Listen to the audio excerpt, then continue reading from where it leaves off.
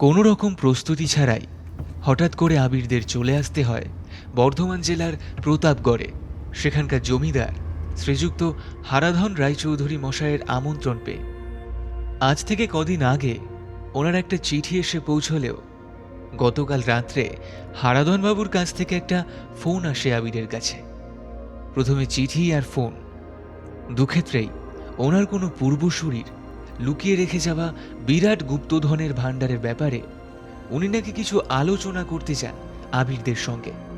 প্রথম দিকে অতটা গুরুত্ব না দিলেও ফোনটা পাবার পর আবির আর আগ্রহ না দেখিয়ে থাকতে পারে না। হারাধনবাবুর গলায় যথেষ্ট উদ্বেগের স্বর স্পষ্ট, তবে সম্পূর্ণটা বুঝতে না পারলেও হারাধনবাবুর টুকরো টুকরো কথাগুলো থেকে যতটা আবির আন্দাজ করতে পারে, হারাধনবাবু আশঙ্কা করেছেন কেউ বা কারা ওই গুপ্তধন হাতাবার ব্যাপারে হঠাৎ করে খুব সক্রিয় হয়ে উঠেছে। তারই উদ্দেশ্যে হারাধনবাবু ওদের তিনজনকেই প্রতাপগড় জমিদার বাড়িতে একবার ডেকে পাঠান একটা বিশেষ কারণে। সেই ইংরেজ আমল থেকে ওনাদের পারিবারিক গুপ্তধনের লোভে এই এত কিছু, এমনকি এরা যে মানুষ খুন করতেও পিছপা হবে না সেরকমটাই আশঙ্কা করেছেন হারাধনবাবু। সেই কারণেই আবিরদের এই ঝটিতি প্রতাপগড় সফর। দুপুর 12টার আশেপাশে ওরা এসে পৌঁছয় জমিদার বাড়িতে। যেহেতু জমিদার বাড়ির পূর্বতন নিয়ম অনুসারে বাড়ির লোকেদের বাড়ির ভেতরে প্রবেশের অধিকার নেই, তাই বাড়ির বাইরে একটা বৈঠকখানায় ওদের বসতে বললেন হারাধন বাবুর ম্যানেজার রতনলাল বাবু। উনি বলেন হারাধন বাবু দুপুরের খাওয়া দাওয়ার পর বিশ্রাম করছেন, বিকালে উনি আবিরদের সাথে কথা বলবেন। আর সেই আশায় বাইরের ঘরে অপেক্ষা করতে থাকে ওরা তিনজন। আর ঘড়ির কাঁটা চলতে থাকে নিজের নিয়ম মেনে। নমস্কার, আমি এবং গপ্প থেকে সৌভিক। আজ আপনারা শুনবেন লেখক শিবাঙ্গনের কলমে আবির এবং জয় সিরিজের গল্প বেন্টিং সাহেবের গুপ্তধন। তবে গল্প শুরুর আগে আপনাদের কাছে একটি ছোট্ট অনুরোধ।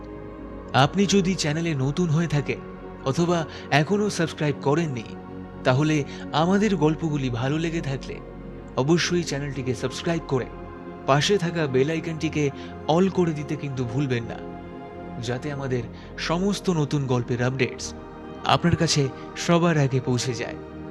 আর হ্যাঁ, গল্পগুলি ভালো লেগে থাকলে অবশ্যই গল্পগুলিকে হাইপ করে গল্পগুলি আরও বেশি সংখ্যক শ্রোতা বন্ধুর কাছে পৌঁছে দিতে আমাদের সাহায্য করুন। আজকের গল্পের সূত্রধার এবং গল্প পাঠে আমি সৌভিক।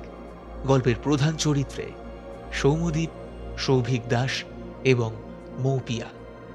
শুরু হচ্ছে লেখক শিবাঙ্গনের কলমে আবির এবং জয় সিরিজের গল্প বেন্টিং সাহেবের গুপ্তধন।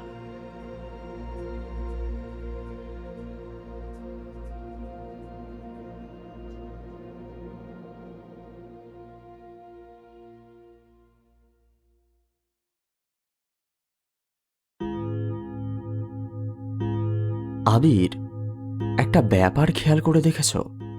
কোন ব্যাপারটা বলো তো ভাই? আমি এখনো পর্যন্ত দুটো ব্যাপার খেয়াল করেছি, যেগুলো আমার বেমানান বলে মনে হয়েছে। এবার তুমি কোন ব্যাপারটার কথা বলছো আর সেটা আমার লক্ষ্য করাগুলোর মধ্যে কিনা, সেটাই ঠিক বুঝতে পারছি না। প্রথমত, আমরা এখন এই জমিদার বাড়ির একেবারে বাইরের দিকে আছি। তাহলে ভিতরের বাড়িতে, অর্থাৎ কিনা অন্দরমহলে যদি কোনো বিপদ ঘটে, সেটা আমাদের পক্ষে খেয়াল করা কি করে সম্ভব? আর সেটা যদি সম্ভব না হয়, তবে আমাদের এখানে আসার অর্থ কি? হ্যাঁ, কিন্তু এরকমটাও তো হতে পারে জয়, এনাদের পারিবারিক রীতি মেনে হয়তো বাইরের কেউ অতিথি এলে তাদের এই অতিথিশালাতেই থাকতে দেওয়া হয়। একান্ত পরিবারের আত্মীয় নিকট পরিজন ছাড়া কারোর হয়তো প্রবেশের অধিকার নেই ভেতরের বাড়িতে। সেটা হতে পারে, কিন্তু তাহলে যে সেই রাজা প্রতাপ নারায়ণের গুপ্তধন, সেটা তো আমাদের পক্ষে খুঁজে বের করা সম্ভব নয়। আর হারাধনবাবু নিজে আমাদের কাছে এসেছিলেন ওনার পরিবারকে সাহায্য করার অনুরোধ নিয়ে, অথচ এনারা তো আমাদের বাড়ির ভিতরে প্রবেশ করতে দিতেও নারাজ। এটা কি ধরনের অপমান বলো তো? দেখ জয়, তোর কথাটা হয়তো আবেগ থেকে ভাবলে সত্যি, কিন্তু একটা ব্যাপার তো তোকে মানতে হবে যে এর উত্তর একমাত্র হারাধন বাবুই দিতে পারবেন, আবির নয়। তুই মিছিমিছি আবিরকে এই প্রশ্নগুলো করে বিব্রত করছিস কেন? এখানে আবিরের কি করার আছে বল? বিব্রত করিনি, শুধুমাত্র এটাই বোঝাতে চাইছি এভাবে অপমানিত হয়ে এখানে থাকার কোনো মানে হয় না। আমাদের এখনই এখান থেকে চলে যাওয়া উচিত। আমরা হারাধনবাবুর আমন্ত্রণে এখানে এসেছি, নিজেদের স্বার্থে নয়। আর এদের পরিবারের কারো সে ব্যাপারে বিন্দুমাত্র আগ্রহ আছে বলে তো মনে হচ্ছে না। জয়ের কথাটা কিন্তু খুব ভুল নয় আবির। আমরা এখানে এসেছি প্রায় 6 ঘন্টা হতে চলল, অথচ বাড়ির কোনো একজন সদস্য আমাদের সঙ্গে দেখা পর্যন্ত করতে এলেন না। আমরা এত এত জায়গায় দুর্ধর্ষ অভিযান করেছি, কিন্তু কখনোই যাদের কারণে এখানে এসেছি তাদের থেকে এত অসহযোগিতা পাইনি। তোর কথা আমি বুঝতে পারছি অদিতি, কিন্তু যেহেতু আমরা হারাধন বাবুর ডাকে এখানে এসেছি, তাই একবার অন্তত তার সঙ্গে দেখা না করে আমাদের ফিরে যাওয়া সিদ্ধান্ত ঠিক হবে না। একবার ওনার সঙ্গে দেখা করে কথা বলে সব ব্যাপারটা ওনাকে জানিয়ে আমরা নিশ্চয়ই ফিরে যাব। ওদের কথার মাঝেই হুড়মুড় করে সেখানে এসে ঢুকে পড়ে ম্যানেজার রতনলাল বাবু আর তাদের সঙ্গে পুলিশের ইউনিফর্ম পরা একজন অফিসার। ওরা ব্যাপারটা বুঝে ওঠার আগেই রতনলাল ওদের দেখিয়ে সেই পুলিশ ইন্সপেক্টরকে বলেন, এই যে এই যে অফিসার, এই তিনজনের কথাই আপনাদের বলছিলাম। এই মুহূর্তে বাড়ির বাইরের লোক বলতে এই তিনজনেই এই বাড়িতে আছে। আপনি জিজ্ঞেস করছিলেন না এই মুহূর্তে এই বাড়িতে বাইরের লোক কারা আছে, আর এরা এসে বলেছিল হারাধন বাবুর কাছে কোনো একটা বিশেষ দরকারে এরা এসেছে, কিন্তু সেই দরকারটা কি আমাদের কাউকেই বলেনি। তাই আমার বিশ্বাস এরা এই খুনটা করেছে। সেটা আমাদের বিচার্য রতনলাল বাবু। আপনি অভিযোগ করেছেন, আমরা আপনার অভিযোগ নিশ্চয়ই খতিয়ে দেখব। আর আপনারা কারা? আবির নিজেদের পরিচয় দেওয়ার পর জয় আর অদিতিও এক এক করে নিজেদের পরিচয় দেয়। আর তারপর আবির এগিয়ে যায় সেই পুলিশ ইন্সপেক্টরের কাছে। ব্যাপারটা ঠিক কি বলুন তো অফিসার? রতনলাল বাবুর কাছে শুনলাম কেউ নাকি খুন হয়েছে। কে খুন হয়েছে? দেখুন, খুন হয়েছেন এই বাড়ির কর্তা, মানে শ্রীযুক্ত হারাধন রায়চৌধুরী।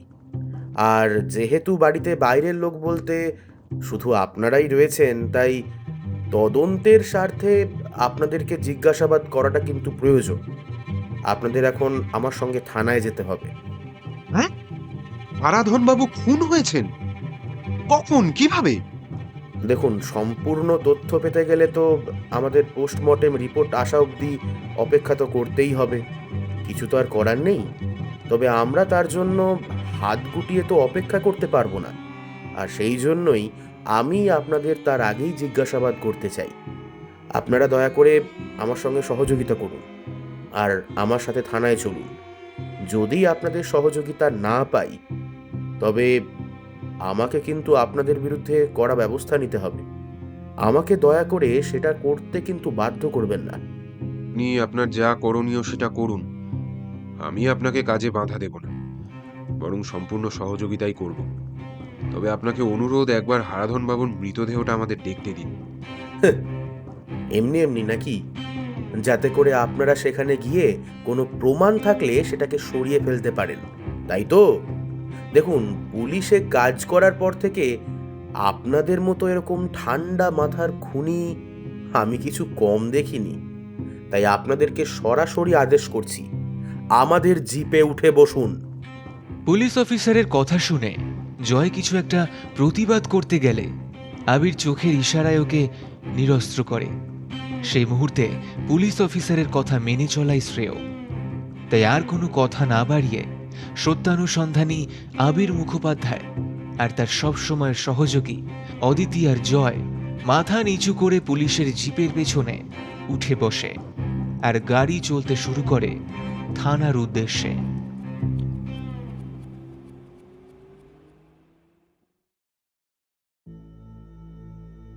ব্যাপার কি আবিরবাবু, আপনি আমাদের প্রতাপগড় থানায়? কি ব্যাপার? এটা তো আমার পরম সৌভাগ্য বলেও কম বলা হবে জানি, কিন্তু আপনার মতো মানুষ এখানে এসেছেন কি কারণে সেটা যতক্ষণ না জানতে পারছি ততক্ষণ যে বড় অস্বস্তি হচ্ছে স্যার। ব্যস্ত হবেন না পরিমল বাবু, আমি আপনাকে সব কথা বুঝিয়ে বলছি।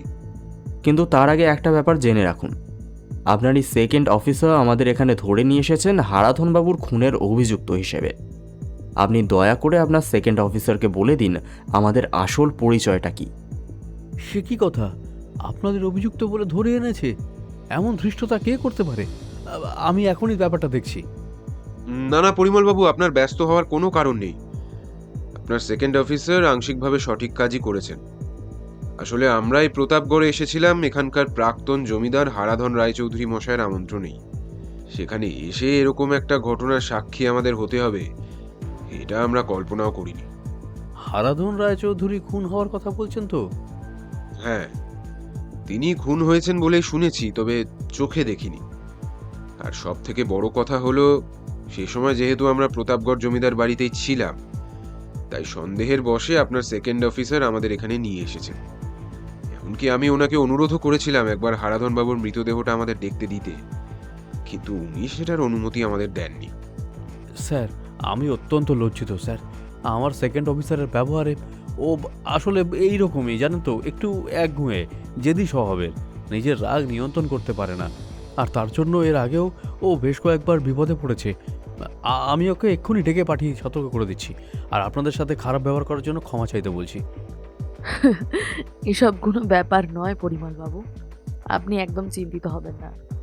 আপনি আগে দেখুন হারাধন বাবুর খুনের কারণটা কি, কিভাবে সেটা হলো। আমাদের সেখানে অন্তত পৌঁছানোর ব্যবস্থা করুন প্লিজ। আমারও তাই মনে হয়। অদিতি একদম সঠিক কথাই বলেছে। আচ্ছা, হারাধন বাবুর মৃতদেহ এখন কোথায়? পোস্টমর্টেম কি শুরু হয়েছে? আর সকাল থেকে আপনি বা কোথায় ছিলেন? আমি এক্ষুনি খোঁজ নিয়ে জানাচ্ছি। আর আসলে আমার শালীর বিবাহবার্ষিকীর একটা ছোট অনুষ্ঠান ছিল তো, সেই কারণেই একবার চুঁচুড়া গিয়েছিলাম।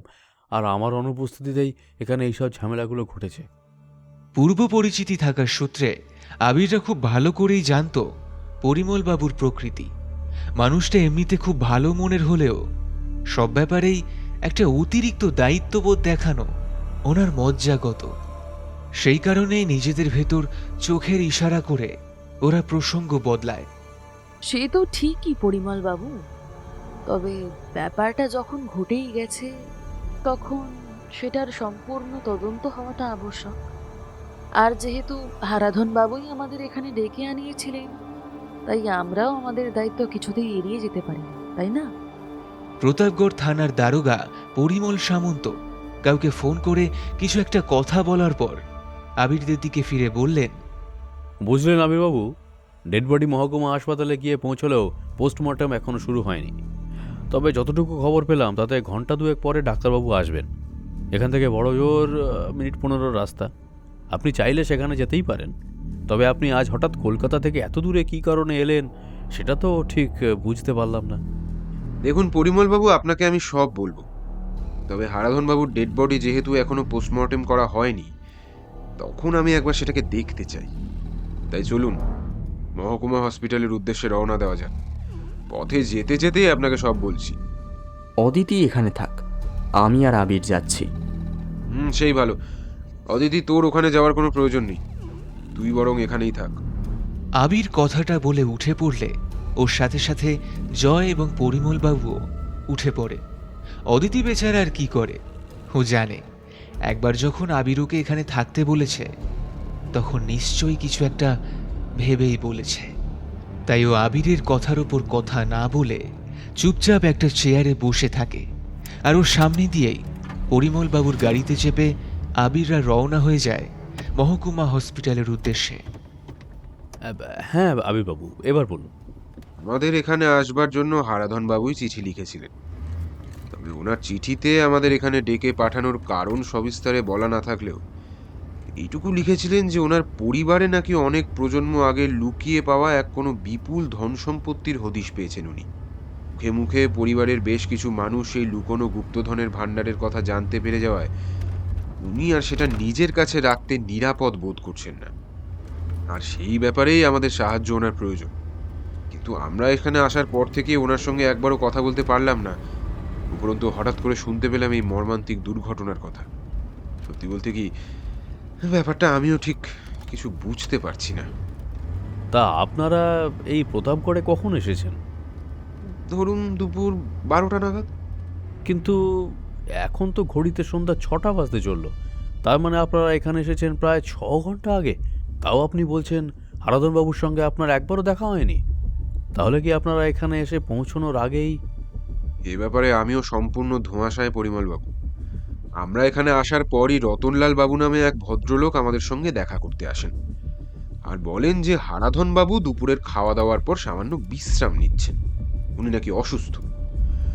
ওনাদের পারিবারিক ডাক্তারবাবুর পরামর্শেই নাকি ওনাকে ওষুধ খাওয়ার পর কিছুটা বিশ্রাম নিতে হয়। আর সেই কারণেই আমরা ওনার সঙ্গে দেখা করবার জন্য তখন কোনো জোরাজুরি করিনি। ভেবেছিলাম বিকেল হলে আমরা হারাধন বাবুর সঙ্গে দেখা করে নেব, কিন্তু প্রায় সন্ধ্যা নেমে যাওয়ার পর হঠাৎ করেই আপনার সেকেন্ড অফিসারকে সাথে নিয়ে এই রতনলাল বাবুই আমাদের ঘরে এসে হারাধন বাবুর অকাল মৃত্যুর জন্য আমাদেরকেই অভিযুক্ত সাব্যস্ত করে বসেন। তারপরের বাকি ঘটনা তো আপনি সবই জানেন। আচ্ছা, এবার ব্যাপারটা আমি কিছুটা আন্দাজ করতে পারছি। তার মানে আমার কাছে সাহায্যের সেরকম আশ্বাস না পেয়ে হারাধনবাবু আপনার শরণাপন্ন হয়েছিলেন। তার মানে ওই লুকোনো গুপ্তধন ভাণ্ডার সম্পর্কে নিরাপত্তা চেয়ে উনি আপনার কাছেও এসেছিলেন? অবশ্যই আসেননি, আবার আমাকেও একদিন থানায় ফোন করে ডেকে পাঠিয়েছিলেন। তবে আমি ওনার কথা শুনে যা বুঝেছি তাতে আমার সেটা কোনো মন গড়া গল্পর থেকে বেশি কিছু মনে হয়নি। তাই মশাই, আমি খুব একটা গা করিনি। আচ্ছা, উনি আপনাকে এ ব্যাপারে ঠিক কি বলেছিলেন সেটা আমাদেরকে একটু বলা যাবে কি? কেন যাবে না? আমাকে যেদিন উনি ডেকে পাঠিয়েছিলেন সেদিন ওনার 2 ছেলে বাড়িতেই ছিল। আমি যাওয়ার পরেই উনি ওনার 2 ছেলেকে ওনার পড়ার ঘরে ডেকে নেন। আচ্ছা পরিমলবাবু, আমি আপনাকে মাঝপথে একবার থামাচ্ছি। একটা কথা একটু জেনে নেওয়া দরকার। আপনাকে কি ওনারা ওনাদের বাড়ির ভিতরে যেতে দিয়েছিলেন, নাকি বাইরের বাড়িতে কোনো পড়ার ঘরে বসতে বলেছিলেন? না না, অবশ্যই ভিতরের বাড়িতে। হারাধনবাবুর বাতে পায়ের অবস্থা খুবই শোচনীয়। অস্টিও আর্থারাইটিস ভয়ঙ্কর মাত্রায় ওনাকে কাবু করে ফেলেছিল। সিঁড়ি দিয়ে ওঠানামা একেবারেই বারণ ছিল। ভিতরের বাড়ি থেকে বাইরের বাড়িতে আসতে গেলে যে সিঁড়িগুলো পার হতে হয় সেটা হারাধনবাবুর পক্ষে একেবারেই সম্ভব ছিল না। কিন্তু কেন বলুন তো? না না, সেটা কোনো ব্যাপার না। আপনি সেই গুপ্তধনের ব্যাপারে কি জানেন সেটাই বলুন। হ্যাঁ, সেই কথাই তো বলছি। উনি আমাকে বলেন ওনার বহু পূর্বের কোনো এক প্রজন্ম, খুব সম্ভবত ওনার পিতামহের পিতামহ শ্রীযুক্ত কুমুদরঞ্জন বন্দ্যোপাধ্যায় একসময় অত্যন্ত অসুস্থ হয়ে পড়লে চিকিৎসার কারণে পরিবারের সবাই অত্যন্ত ব্যস্ত হয়ে ওঠেন। ও, এর মধ্যে একটা কথা বলে রাখি, আপনি নিশ্চয়ই ভদ্রলোকের পদবিটা লক্ষ্য করে দেখেছেন। তাই তো, আপনার বলার পরে খেয়াল পড়ল, হারাধনবাবু তো পদবী হিসেবে রায়চৌধুরী ব্যবহার করেন। আর ওনার পিতামহের পিতামহ বন্দ্যোপাধ্যায় কি করে হলেন? এসব নিয়ে ভেবো না জয়। এই কুমুদরঞ্জন বাবুর পরবর্তী কোনো প্রজন্ম ইংরেজ আমলে রায়চৌধুরী পদবী উপাধি হিসেবে পেতেই পারেন। যদি গুপ্তধনের সঙ্গে ওই পদবীর কোনো যোগ না থাকে তবে তা পরিবর্তনের ইতিবৃত্ত নিয়ে আমাদের মাথা না ঘামালেও চলবে। পরিমল বাবু, আপনি এবার বলতে থাকুন। হ্যাঁ, আপনি একদম সঠিক কথাই বলেছেন আবিরবাবু। হারাধনবাবুকে এই কথা জিজ্ঞাসা করলে উনিও আমাকে সেই কথাই বলেন। হ্যাঁ, তবে এবার আসি আসল কথায়। তবে হ্যাঁ, এই গুপ্তধনের সঙ্গে এই পদবী পরিবর্তনের একটা প্রত্যক্ষ না হলেও পরোক্ষ যোগাযোগ আছে। আর সেটা হলো এই কুমুদরঞ্জন বাবুর সন্তান, অর্থাৎ কিনা হারাধন বাবুর পিতামহের পিতা নিহার রঞ্জন বাবু সাহেবদের থেকে রায়চৌধুরী উপাধি পেয়েছিলেন। তবে তার পিছনেও একটা গল্প আছে। কুমুদরঞ্জন বাবু হঠাৎ করে অসুস্থ হয়ে পড়লে ওনার চিকিৎসার ব্যাপারে ওনার সন্তান নিহার রঞ্জন বাবু একেবারে দিশেহারা হয়ে পড়েন। এই প্রতাপগড়ে তখন ছিল একটা নীলকুঠি, আর সেই নীলকুঠির দায়িত্বে ছিলেন ডগলাস বেন্টিং নামের এক সাহেব। যে কোনো কারণেই হোক, এই নিহার রঞ্জন বাবুর সঙ্গে ডগলাস বেন্টিং সাহেবের তখন বেশ ওই মাখো মাখো সম্পর্ক। মূলত এই সাহেবের সুপারিশেই উনি রায়চৌধুরী উপাধিটা পেয়েছিলেন। আর নিজের স্বার্থে সে সময় উনি দেশমাতৃকার বহু কৃতি সন্তানদের প্রতি বিশ্বাসঘাতকতা করতেও পিছু পা হননি, যাদের তখন একটাই পরিচয়, আমাদের কাছে তারা দেশকে স্বাধীন করার সংগ্রামের প্রতি বীর স্বাধীনতার সংগ্রামী, আর ইংরেজদের কাছে আতঙ্কবাদী। তাই বুঝতেই পারছেন এই নিহার রঞ্জনের মানসিকতা কেমন ছিল। বলাই বাহুল্য, এই নিহার রঞ্জন বাবুর চোখেও এই স্বাধীনতা সংগ্রামীরা একেবারেই ভালো মানুষ ছিলেন না। আর সেটা স্বাধীনতা সংগ্রামীরাও খুব ভালো করেই জানতেন। তবে এইভাবে বেশ কিছুদিন কাটলেও বিপদ বাধে যখন এখানকার স্বাধীনতা সংগ্রামী সংগঠনের সদস্যরা পরিকল্পনা করেন এখানকার নীলকুঠি লুট করার। আর সেই খবর কোনোভাবে গিয়ে পৌঁছয় নিহাররঞ্জনের কাছে। তবে ততক্ষণে বেশ কিছুটা দেরি হয়ে গেছে। যেদিন গভীর রাত্রে স্বাধীনতা সংগ্রামীরা নীলকুঠি আক্রমণ করার পরিকল্পনা করেন, সেই দিনই বিকেলে নিহাররঞ্জন সেই খবর নিয়ে গিয়ে পৌঁছে যান নীলকুঠিতে। সেই স্বল্প সময়ের মধ্যে ডগলাস বেন্টিং নিজে তার স্ত্রীকে নিয়ে পালিয়ে যেতে সক্ষম হলেও সেই নীলকুঠির কোষাগারে মজুদ ইংরেজ সরকারের অর্থভাণ্ডারের সমস্ত টাকাকড়ি সাথে নিয়ে স্থানান্তরিত হওয়া সম্ভব হয় না তার পক্ষে। আর কোনো উপায় না দেখে ডগলাস সাহেব সেই সিন্দুক লুকিয়ে রাখেন নিহারবাবুর কাছে, ওই জমিদার বাড়ির কোনো এক স্থানে, যাতে ওনারা ছাড়া আর কেউ তার হদিশ খুঁজে বার করতে না পারে। আর সেদিন রাতে স্বাধীনতা সংগ্রামীদের আক্রমণে নীলকুঠি ভেঙে তছনছ হয়ে গেলেও আক্রমণকারীদের ফিরে যেতে হয় খালি হাতেই। তারা না পায় সেই শয়তান সাহেবকে, না পায় ওখানে সঞ্চিত টাকার পাহাড়কে। তাহলে স্বাধীনতা সংগ্রামীরা কেন জমিদার বাড়ি আক্রমণ করলেন না? আরে সেটাই তো হচ্ছে কথা। হারাধনবাবুকে আমি ঠিক এই প্রশ্নটাই করেছিলাম। তার উত্তরে উনি বলেন ওনারা নাকি জানতে পারেননি সবকিছু জমিদার বাড়িতে লুকোনো আছে। আর সেটা হারাধনবাবু জানতে পারেন অনেক পুরনো একটা ট্রাঙ্কের ভিতর থেকে নিহাররঞ্জন বাবুকে লেখা ডগলাস সাহেবের একটা চিঠি পড়ে। আর তারপর থেকেই উনি সেই গুপ্তধন খুঁজতে শুরু করেন। আর সেই জন্যই উনি ওনাকে সাহায্য করার জন্য আমার সাথে যোগাযোগ করেন। হ্যাঁ, কিন্তু এতে তো আমি কোনো অস্বাভাবিক কিছু দেখতে পাচ্ছি না। তাহলে আপনি ব্যাপারটা এড়িয়ে গেলেন কেন? আরে মশাই, পুরো কথাটা তো শুনবেন। আমি ওনার ব্যাপারে বিশেষ আগ্রহ দেখাইনি মূলত দুটো কারণে। প্রথমত, উনি বলেন এই রহস্য সমাধান করে সেই গুপ্তধন উদ্ধার করার একটাই নাকি সমাধান সূত্র উনি ওনার পূর্বপুরুষদের থেকে বংশ পরম্পরায় শুনে আসছেন। যেখানে নাকি 3 দুগুণে 9 হবে সেখানেই লুকোনো আছে সেই গুপ্তধন, ডগলাস বেন্টিং সাহেবের গুপ্তধন ভর্তি সিন্ধু। আপনিই বলুন আবিরবাবু, এটা কোনো একটা গুপ্তধন উদ্ধারের সমাধান সূত্র হলো? কেউ কি পাগল নাকি যে এই সূত্র সমাধান করে গুপ্তধন খুঁজে পাবে? 3 দুগুণে 9। আর দ্বিতীয়ত? হ্যাঁ, আর দ্বিতীয় কারণ হলো, আপনি যদি ওনার পড়ার ঘরে যেতেন তাহলে দেখতে পেতেন দেশ বিদেশের গোয়েন্দা গল্পের বইতে ওনার পড়ার ঘরের আলমারিগুলো একেবারে ঠাসা। ভদ্রলোক এই বয়সেও ছিলেন গোয়েন্দা গল্পের পোকা। তাই আমার দৃঢ় বিশ্বাস এই সমস্ত গোয়েন্দা গল্প পড়ে নিজের মনে মনে একরকম কল্পনার প্রেক্ষাপট তৈরি করেছিলেন ভদ্রলোক। আসলে এরকম কোনো গুপ্তধন নেই। তাই যদি হয় তবে হারাধন বাবুকে খুন হতে হলো কেন? সেটাই তো ভাবিয়ে তুলছে স্যার। ব্যাপারটা এমন করে হঠাৎ ঘটে গেল, কিছুই ঠাহর প্রায় করতেই পারছি না। আমি যদি আজ এখানে থাকতাম তবে এরকম কিছু হতো না। হারাধন বাবু খুন হয়েছেন ওনার বাড়িতে। আপনি যদি আজ প্রতাপগড়ে থাকতেন তাহলেও থাকতেন এই থানায়, না হলে অন্য কোথাও। নিশ্চয়ই জমিদার বাড়িতে গিয়ে ওনাকে পাহারা দিতেন না। তাহলে আপনার এখানে থাকা না থাকার সাথে খুন হওয়া না হওয়ার কি সম্পর্ক বলুন তো? জয়, তুমি কেন বোঝো না বলো তো?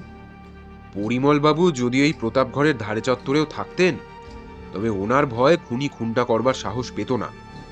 আবিরের কথা শুনে জয় মুচকি হেসে ফেললেও পরিমলবাবুর বেশ ভালোই লাগলো। ছাড়া দেওয়া গোফে দুবার তা দিয়ে তিনি বললেন, আপনি একদম সঠিক কথাই বলেছেন আবিরবাবু। আমি স্পটে থাকলে অপরাধীরা কিছুতেই অপরাধ করার সাহস পায় না।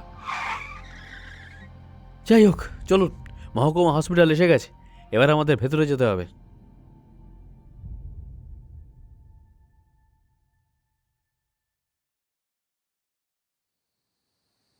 এ কি ব্যাপার? আপনি একা কেন? আপনার বাকি 2 সঙ্গী কোথায়? আবির আর জয় মহকুমা হসপিটালে গেছে হারাধন বাবুর ডেড বডির পোস্টমর্টমের আগে ওনার বডিটা একবার দেখতে। আপনি যে সুযোগটা আমাদের দেননি, আপনার থানার ওসি মিস্টার পরিমল সামন্ত ওদের সেটাই করতে অনুমতি দিয়েছেন। আর ওদের নিজে সঙ্গে করে নিয়ে গেছেন মহকুমা হসপিটালে। আশা করি এবার আর আপনার কোনো আপত্তি নেই। আর আমরা কে, আমাদের কি পরিচয়, সেটা পরিমল বাবুর থেকেই ভালো করে জেনে নেবেন। দেখুন, তার কোনো প্রয়োজন নেই। একজন পুলিশ অফিসার হিসেবে আমি আমার কর্তব্য পালন করেছি এবং ভবিষ্যতেও করব। হারাধন বাবুর খুনের সময় আপনারা 3জন বাড়ির বাইরের লোক ওই বাড়িতে উপস্থিত ছিলেন। আপনাদের সেখানে আসার কোনো যথাযথ কারণ আমি কিন্তু এখনো জানতে পারিনি, তাই আমার চোখে আপনারাও কিন্তু সন্দেহের ঊর্ধ্বে নন। হারাধন বাবুই আমাদের ডেকে এনেছিলেন ওই বাড়িতে। উনি আবিরকে চিঠি লিখেছিলেন এবং তারপরে ফোনেও ওনার সঙ্গে আবিরের কথা হয়। ওনার আমন্ত্রণ পেয়েই আমরা এখানে এসেছি। এছাড়া এই প্রতাপগড় জমিদার বাড়ি সম্পর্কে আমাদের কোনো আগ্রহই নেই। দেখুন, সেটা আপনি দাবি করতেই পারেন, কিন্তু আপনার কাছে তার সপক্ষে কোনো প্রমাণ নেই। আর আমি চাই না নতুন কোনো ঝামেলার সূত্রপাত হোক। ঝামেলা বলতে? সেটা জেনে আপনি কি করবেন? দেখুন অফিসার, আপনি আমাদের সঙ্গে সহযোগিতা করুন বা না করুন, হারাধন বাবু যখন ওনার পারিবারিক গুপ্তধন খুঁজে বের করার জন্য আমাদের এখানে ডেকে পাঠিয়েছিলেন, তাই আমরা সেটা খুঁজে বার করার চেষ্টা সম্পূর্ণ করব। আর তারই মাঝে হঠাৎ করে উনি খুন হওয়ায় আমরা নৈতিকভাবে ওনার খুনিকে না খুঁজে বের করা পর্যন্ত এই প্রতাপগড় ছেড়ে যাব না। তাই যদি এর আগে এরকম ধরনের কোনো ঝামেলার সূত্রপাত থেকে থাকে, তবে সেটা যদি আপনি আমাদের বলেন তাহলে আমাদের তদন্তের কাজে সুবিধা হবে। আর যদি নাও বা বলেন তাতেও কোনো অসুবিধা নেই। সত্যটা যে কি তা আমরা খুঁজে বের করব। একটা জিনিস জানেন তো, অতিরিক্ত আত্মবিশ্বাস বিপদের কারণ হয়ে দাঁড়ায়। আমি যদি এখনই আপনাদের দিয়ে একটা বয়ান লিখিয়ে নিই, তাতে আপনাদের সই করিয়ে নিই, তাহলে আপনারা যে নির্দোষ এটা প্রমাণ করতে করতে আপনাদের অনেকটা দেরি হয়ে যাবে, তাই না? আচ্ছা, আপনি এটা কি করে জানলেন বলুন তো অফিসার? আপনার সিনিয়র ইন্সপেক্টর পরিমল সামন্ত আমাদের পরিচিত হলেও তিনি ছাড়াও আমাদের লালবাজারে আর কোনো পরিচিত নেই। আপনি যদি আমাদের দিয়ে কোনো মিথ্যে বয়ান জোর করে লেখাতে চান, তবে তার পরিণতি কিন্তু আপনাকেই ভুগতে হবে। কথাটা কিন্তু মাথায় রাখবেন। অদিতির কাছে কথাটা শুনে সে পুলিশ ইন্সপেক্টর কিছুক্ষণ চুপ করে বসে রইলেন। তারপর কিছুক্ষণ ভেবে বললেন, আচ্ছা, যদি আমি আপনাদের সাহায্য করি, তবে আপনারা কি সেই লুকোনো ধনভাণ্ডার খুঁজে বের করতে পারবেন? আপনি সাহায্য না করলেও আমরা সেটা করতে পারবো। আপনি আবিরকে আসতে দিন। ওনারা এখন পোস্টমর্টমের জন্য মহকুমা হসপিটালে গেছেন। মহকুমা হসপিটালে সব কিছু মিটতে মিটতে অনেকটাই সময় লাগবে, কিন্তু এতটা সময় আমার হাতে নেই। কিন্তু মানে কি বলতে চাইছেন আপনি? কিসের সময়? দেখুন, আমি নিজেও জানি আপনারা নির্দোষ, কিন্তু আপনাদের এখানে আটকে রাখার বা সেই মুহূর্তে ওই বাড়ি থেকে বের করে নিয়ে আসার জন্য আমার ওপরেই নির্দেশ ছিল, আর আমি তাই সেই কাজই করেছি। নির্দেশ? কার নির্দেশ? জানি না, ঠিক দুপুর 2:30 নাগাদ আমার কোয়ার্টারে একটা ফোন আসে। আমি তখন থানায় ছিলাম। আমার স্ত্রী রত্না ফোনটা ধরেছিল। তারপর ফোনে কি কথা হয়েছিল সেটা আমাকে এখানে ফোন করে জানায়। আমার মেয়ে এখনও স্কুল থেকে বাড়ি ফেরেনি ম্যাডাম। সাধারণত ও 4টে, 4:30-র মধ্যে বাড়ি ফিরে যায়, কিন্তু এখন ঘড়িতে প্রায় 6:30। আমার মেয়ে কিন্তু এখনো বাড়ি ফেরেনি। মানে কি বলতে চাইছেন আপনি? আপনার মেয়ের কোনো বিপদ হয়েছে কি? ওকে কেউ কিডন্যাপ করে নিয়ে গেছে? অদিতির এই প্রশ্নটা শুনে চোখগুলো ছলছল করে ওঠে সেই সাব ইন্সপেক্টরের। আপনি সম্পূর্ণ ব্যাপারটা আমাকে এক্ষুনি বলুন। আমি এখনই আবিরের সাথে কথা বলছি। না ম্যাডাম, প্লিজ প্লিজ সেটা করবেন না। দুপুরে আমার কোয়ার্টারে যে ফোনটা এসেছিল তাতে পরিষ্কার বলা হয় আমি যেন যে করেই হোক আবির বাবুকে ওই জমিদার বাড়ি থেকে সরিয়ে নিয়ে আসি। আর আর যদি আমি সেটা করি তবেই আমার মেয়ে নিরাপদে বাড়ি ফিরতে পারবে। না হলে ওরা কিন্তু ওকে বাড়ি ফিরতে দেবে না। ওরা মানে? ওরা কারা? জানি না, তবে এটুকু জানি যারা ফোন করে আমার স্ত্রীকে হুমকি দিয়েছে তারাই আমার মেয়েকে কিন্তু কিডন্যাপ করেছে, আর তারাই হারাধন বাবুকেও কিন্তু খুন করেছে। আর সেই সবগুলোর সম্ভাব্য কারণ কিন্তু একটাই, সেই ডগলাস বেন্টিং সাহেবের গুপ্ত গুপ্তধনের ভাণ্ডার আত্মসাৎ করা। তবে আমি ওসব নিয়ে ভাবছি না। সবার প্রথম আমি আমার মেয়েকে নিরাপদে বাড়ি ফিরিয়ে আনতে চাইছি। আপনি যদি আবিরবাবুকে বলেন তাতে আমার মেয়ের বিপদ আরও বাড়বে বই কমবে না। আপনার স্ত্রীর সঙ্গে একবার কথা বলা যাবে? উনি ফোনে কথা বলার সময় যদি এমন কিছু লক্ষ্য করে থাকেন যেটা থেকে ওই অপরাধীদের সম্পর্কে একটা ধারণা পাওয়া যেতে পারে। সেটা করা যেতে পারে। দাঁড়ান, আমি ওকে ফোনে কল করছি। না না, ফোনে হবে না, আমি ডিরেক্ট ওনার সাথে কথা বলতে চাই। আপনি আমাকে একবার আপনার কোয়ার্টারে নিয়ে চলুন। না ম্যাডাম, সেটা সম্ভব নয়। ওই শয়তানের দল নিশ্চিতভাবে আমার কোয়ার্টারের ওপর নজর রেখে চলেছে। আপনাকে সেখানে যেতে দেখলে বিপদ বাড়বে বই কমবে না। আচ্ছা আচ্ছা, এখন কি আপনার বাড়িতে কোনো মহিলার আসার কথা থাকে? মানে ধরুন আপনার বাড়ির কাজের লোক বা রান্নার লোক, কিংবা আপনার মেয়ের কোনো প্রাইভেট টিউটর? না, প্রাইভেট টিউটর তো সেইভাবে কেউ নেই। আমার স্ত্রী রত্নাই আমার মেয়েকে পড়ায়, আর কাজের লোক সকালবেলা কাজ করে দিয়ে চলেও যায়। তবে হ্যাঁ, রান্নার এক বৃদ্ধা পিসিমা রয়েছেন, আমাদের রাতের খাবার জন্য রুটি বানিয়ে দেন। কিন্তু এই কথা আপনি জিজ্ঞেস করছেন কেন? আপনার রান্নার সেই বৃদ্ধা পিসিমার বাড়ি কোথায় জানেন তো? জানি, আমাদের কোয়ার্টারের পেছনের গলিতেই উনি থাকেন। আপনি আমাকে ওনার বাড়িতে নিয়ে চলুন। আজ আপনাদের বাড়ির রান্নার পিসিমা সেজে আমি যাব। চিন্তা করবেন না, কেউই কিছু বুঝবে না। যদি ওই শয়তানের দল আপনার বাড়ির ওপর নজর রেখেও থাকে, তবে ওরা দেখবে রোজের মতো আপনার রান্নার পিসিমা এসেছেন। তাতে আশা করি কেউ সন্দেহ করবে না। কি বলেন? আপনি কি বলতে চাইছেন আমি কিছুই বুঝতে পারছি না ম্যাডাম। এখন আর সেসব বুঝে আপনার কাজ নেই। আপনি এখনই আমাকে সেই পিসিমার বাড়ি নিয়ে চলুন। আপনার সেই পিসিমার বাড়ি থেকে বের হয়ে যাওয়ার আগেই আমাদের সেখানে পৌঁছতে হবে। তাই আর এক মুহূর্তও দেরি করা যাবে না। কিন্তু আবিরবাবুরা ফিরে এসে যদি আপনাকে দেখতে না পায়, ওনারা তো চিন্তা করবেন। না না, সেটা ঠিক হবে না। ওনারা আপনার জন্য দুশ্চিন্তা করতে পারেন। আপনি চিন্তা করবেন না অফিসার। আমাদের মধ্যে পারস্পরিক সম্পর্কটা এতটাই ভালো যে ও যদি আমাকে এসে না দেখতে পায় তাহলে ঠিক বুঝে যাবে আমি কোনো কাজে গেছি। আর তার মাঝে ওর সঙ্গে যা দরকারি কথা সেটা আমি বলে নেব। সো আপনি আমাকে নিয়ে একদম চিন্তা করবেন না। আর দেরি না করে আমাকে আপনার সেই পিসিমার বাড়িতে নিয়ে চলুন।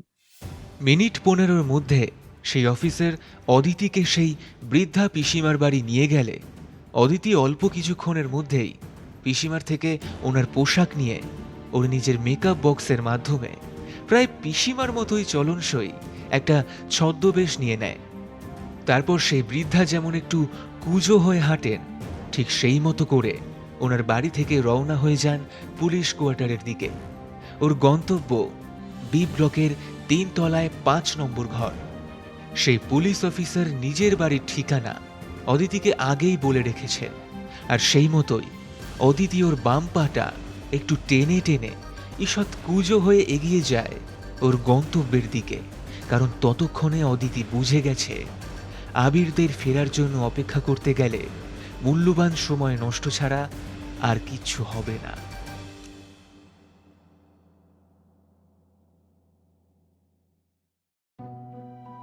দেখো আবির, হারাধনবাবুর শরীরে সেইভাবে কোনো আঘাতের চিহ্ন দেখতে পেলাম না। খুব সম্ভবত হার্ট অ্যাটাকের কারণেই ওনার মৃত্যু হয়েছে। মৃত্যুর জন্য সব আঘাত বাইরে থেকে দেখা যায় না জয়। তাই যদি মৃত্যুর কারণটা হার্ট অ্যাটাকও হয়ে থাকে, সেটাও কিন্তু ঘটানো সম্ভব। আর যদি সেটা না হতো তাহলে আমাদেরকে ওই সময় ওই বাড়ি থেকে সরানোর জন্য এত বড় চক্রান্ত করা হবেই বা কেন? আমাদের সরানো হয়েছে মানে কি বলতে চাইছো তুমি? তার মানে সেই সাব ইন্সপেক্টরের আমাদের থানায় ধরে নিয়ে আসার ব্যাপারটা পূর্ব পরিকল্পিত ছিল? আমি যে কিছুই বুঝতে পারছি না। এতক্ষণে আবির জয়কে অদিতির করা মেসেজের ব্যাপারটা জানায়, আর জানিয়ে বলে কেউ বা কারা ওই সময় আমাদের বাড়ি থেকে সরিয়ে ফেলার জন্য সেই ইন্সপেক্টরের মেয়েকে কিডন্যাপ করে রেখেছে। তাই একরকম বাধ্য হয়ে ওই পুলিশ অফিসার আমাদের সঙ্গে ওই রকম ব্যবহার করেছিলেন। তাই ব্যাপারটাকে যদি পূর্ব পরিকল্পিত ধরে নেওয়া হয় তাহলে তাতে কোনো ভুল নেই।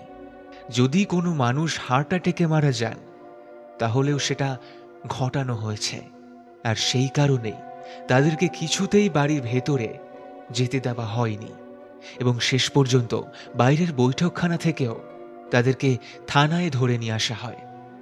যদিও এটা শুধুমাত্রই অনুমান, তবে মনে হচ্ছে সমস্যার সমাধানের একটা সোনালি আলোর রেখাও যেন দেখতে পাচ্ছে আবির। তার মানে এবার ব্যাপারটা আমার কাছে পরিষ্কার। যে বা যারা খুন করেছে তারা এই বাড়ির ভিতরকারই লোক। আমরা সেই সময় যদি ঘটনাস্থলে পৌঁছে যেতে পারতাম তাহলে তাদের ধরা পড়ে যাওয়ার সম্ভাবনা ছিল, আর সেই কারণেই আমাদের সেখান থেকে সরিয়ে নিয়ে যাওয়ার ব্যবস্থা করা হয়। কি আবির, ঠিক বলছি তো? নিঃসন্দেহে তুমি ঠিকই বলেছো জয়। তবে একটা প্রশ্নের উত্তর কিছুতেই মেলাতে পারছি না। কি প্রশ্ন? আমাকে বলো, আমি চেষ্টা করে দেখছি। দেখো জয়, পোস্টমর্টেম রিপোর্ট অনুযায়ী হারাধন বাবুর মৃত্যু হয়েছে এখন থেকে ঘন্টা 5 আগে, অর্থাৎ কিনা দুপুর 2টো থেকে 2:30-এর ভিতর। তখন কিন্তু আমরা ওই বাড়িতেই ছিলাম। আর রতনলাল বাবুর কথা অনুসারে তখন হারাধন বাবু দুপুরের খাওয়া দাওয়ার পর বিশ্রাম করছিলেন, আর আমরা বাহির বাড়ির বৈঠকখানায় ওনার ঘুম ভাঙার জন্য অপেক্ষা করছিলাম। কিন্তু মজার ব্যাপারটা হলো সে সময় আমাদের কেউ এসে কিচ্ছুটি বলেনি। আমাদেরকে সেখান থেকে সরানোর ব্যবস্থা করা হলো তার প্রায় 4 ঘন্টা পর, সন্ধ্যা 6টার পর। দেখো, আমার সন্দেহ হচ্ছে আমরা বোধহয় একটা ব্যাপার ভুল করছি। হয়তো ওনাকে খুন করাটা কারোর মুখ্য উদ্দেশ্য ছিল না, কিন্তু সন্ধ্যা 6টা থেকে 6:30টার মধ্যে ওখানে আরো এমন কিছু একটা ঘটেছিল যার আগে আমাদেরকে সেখান থেকে সরিয়ে দেওয়াটা অত্যন্ত প্রয়োজনীয় হয়ে পড়েছিল। তাই সেটা যে কি, যতক্ষণ না বুঝতে পারছি ততক্ষণ এই সময়ের অঙ্কটা আমার মাথায় ঢুকবে না, বুঝলে? আচ্ছা আবির, কোনোভাবে সেটা কি সেই গুপ্তধনের ভাণ্ডার সরিয়ে ফেলা হতে পারে? সেটা যে হতে পারে না সেটা এখনই জোর দিয়ে বলছি না, তবে একবার এখনই জমিদার বাড়িতে যেতে পারলে ভালো হতো।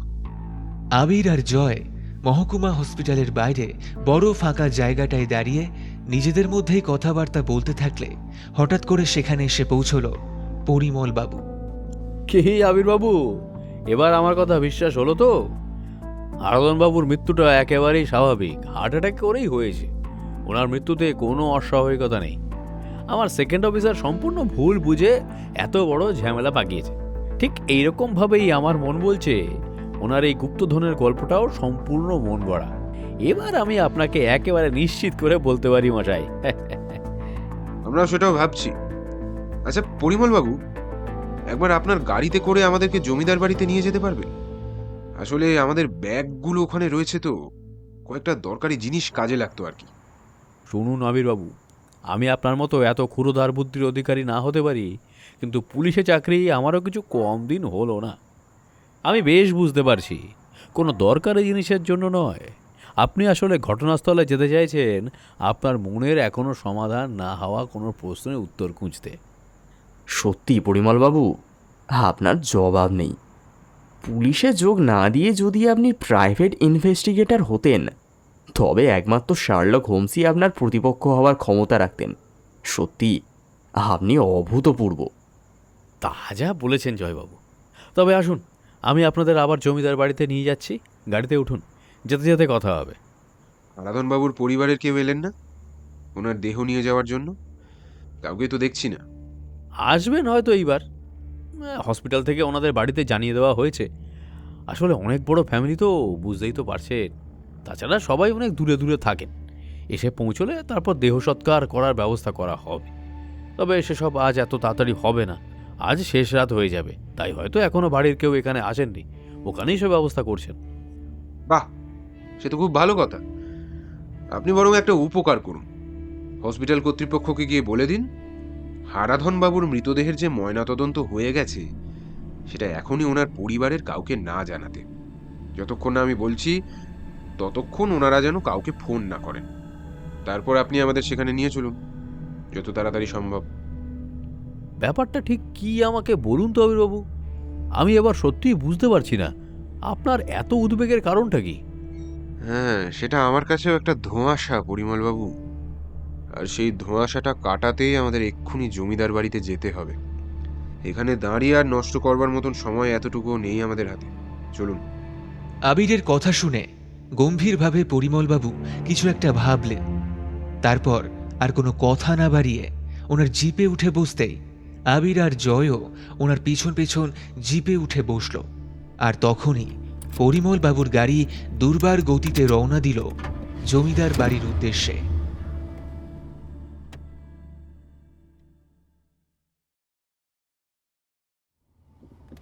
তোরা এখন কোথায় আবির? পুলিশের গাড়িতে জমিদার বাড়ি ফিরছি। তুই ঠিক আছিস তো? হ্যাঁ, আমি ঠিক আছি। বাচ্চাটার কোনো খোঁজ পেলি? হ্যাঁ, একটা আইডিয়া পেয়েছি। মনে হচ্ছে সেখানে পৌঁছতে পারলে একটা হদিশ ঠিক বের করতে পারবো। তবে তোরা একবার এখানে আসতে পারলে না ভালো হতো জানিস, খুব সুবিধা হতো রে। কেন, ভয় করছে? বিপদকে যে অদিতি ভয় পায় না সেটা তুই জানিস, কিন্তু এখানে একটা মেয়েকে নিরাপদে বাড়ি ফিরিয়ে আনার প্রশ্ন, তাই তোদেরকে ডাকছি। আমি যদি একা পেরে না উঠি তাহলে বড় জোর মরে যেতে হবে। সেই ভয় আমি পাই না, কিন্তু আমার কারণে যাতে করে সেই বাচ্চা মেয়েটার কোনো ক্ষতি না হয় সেটাই নিশ্চিত করার জন্য তোদেরকে ডাকছি। প্লিজ কথাটা একটু বোঝার চেষ্টা কর। ওরে, আমি মজা করছি। তুই কোথায় আছিস বল, আমরা এক্ষুনি পৌঁছে যাচ্ছি। আর তোর সাথে সেই পুলিশ অফিসারটা আছে তো?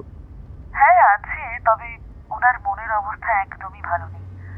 যতক্ষণ না মেয়েকে ফেরত পাচ্ছেন উনি একেবারেই মানসিকভাবে স্থির হয়ে থাকতে পারছেন না।